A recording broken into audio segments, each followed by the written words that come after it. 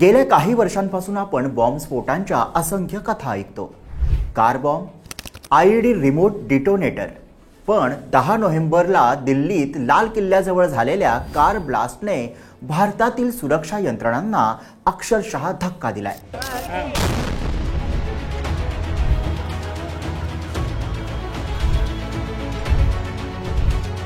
कारण हा स्फोट सामान्य बॉम्ब नव्हता.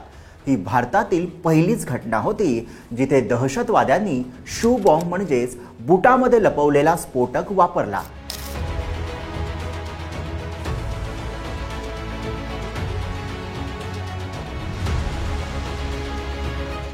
आणि यात मारला गेला डॉक्टर उमर मोहम्मद नबी, हा जैश-ए-मोहम्मदचा सुसाईड बॉम्बर. आणि या स्फोटात निरपराध लोकांचाही जीव गेला. या शू बॉम्ब तंत्राचा इतिहास, त्यामागचं रसायनशास्त्र, आंतरराष्ट्रीय कनेक्शन आणि भारताला याचे कोणते नवे धोके निर्माण झालेत याविषयी आपण सविस्तर चर्चा करणार आहोत. 10 नोव्हेंबरला लाल किल्ल्याजवळ पार्क केलेली कार अचानक हवेत उडाली. पहिली शंका म्हणजे कारमध्ये नेहमीच आयईडी असेल. पण तपास जसजसा पुढे गेला, फॉरेन्सिक टीमना कारच्या ड्रायव्हर सीट खाली एक जळालेला बूट सापडला. तो बूट तपासला आणि सगळे थबकले. त्या बुटामध्ये TATP नावाचं अत्यंत धोकादायक स्फोटक भरलेलं होतं. हा बुटाचा ट्रिगर पॉइंट होता.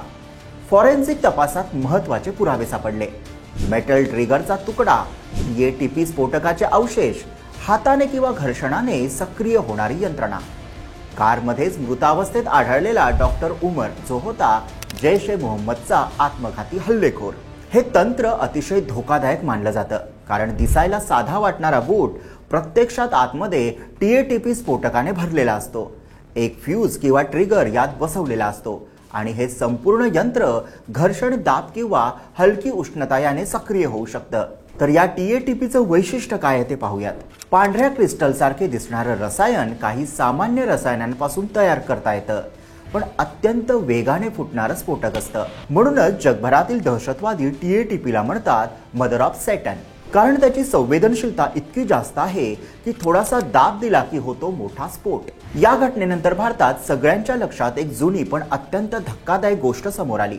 22 डिसेंबर 2001 मध्ये अमेरिकन एअरलाइन्सचं फ्लाईट 63 मध्ये एक प्रवासी होता आणि त्याचं नाव होतं रिचर्ड रीड उर्फ अब्दुल रहीम. त्याने आपल्या बुटाच्या तळाशी TATP स्फोटक भरून संपूर्ण विमान उडवण्याची योजना आखली होती. विमान आकाशात असताना तो मधोमध बसून बुटाची लेस कापतो आणि फ्यूज पेटवून स्फोट घडवण्याचा प्रयत्न करतो. अचानक क्रू मेंबर्सना तीव्र केमिकलचा वास आला. त्यांनी तातडीने रिचर्डकडे धाव घेतली आणि त्याला रोखलं. इतर प्रवाशांनीही मिळून त्याला खाली पाडून पकडून ठेवलं. विमान लगेच बॉस्टनला वळवण्यात आलं.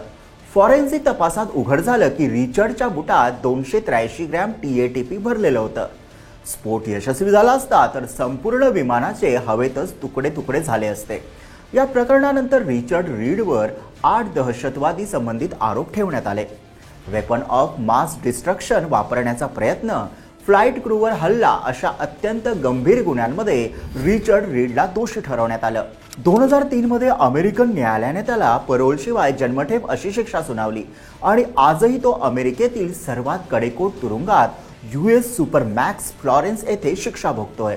दिल्लीतील कार ब्लास्टमध्ये मरण पावलेला डॉक्टर उमर मोहम्मद नबी हा केवळ दहशतवादी नव्हता. तो होता व्हाईट कॉलर सुटाबुटातील डॉक्टर टेरर नेटवर्कचा भाग. भारताच्या तपास संस्थांना समजलंय हे नेटवर्क 2 वर्षांपासून सक्रिय आहे, पण गुप्तचर यंत्रणा यांना स्पर्शही करू शकली नव्हती. पाकिस्तानातील जैश-ए-मोहम्मदने ऑपरेटिव्ह पाठवले. ते शिक्षण संस्था, वैद्यकीय महाविद्यालयांमध्ये काम करत होते.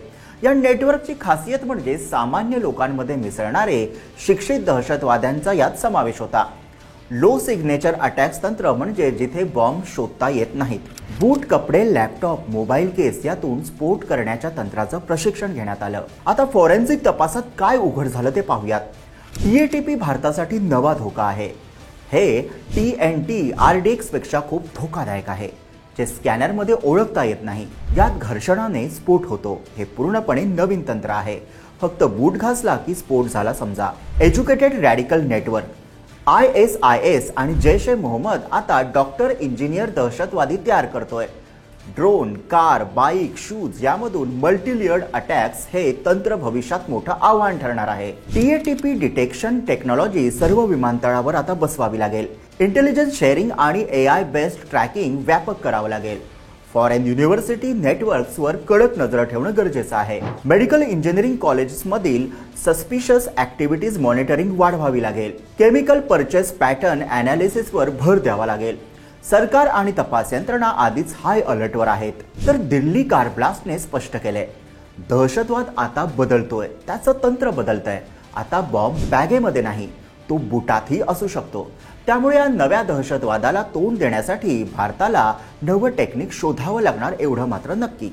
तर हा विषय तुम्हाला कसा वाटला ते कमेंटमध्ये नक्की लिहा आणि या व्हिडिओला लाईक करा, शेअर करा आणि आमच्या YouTube चॅनलला सबस्क्राईब करा.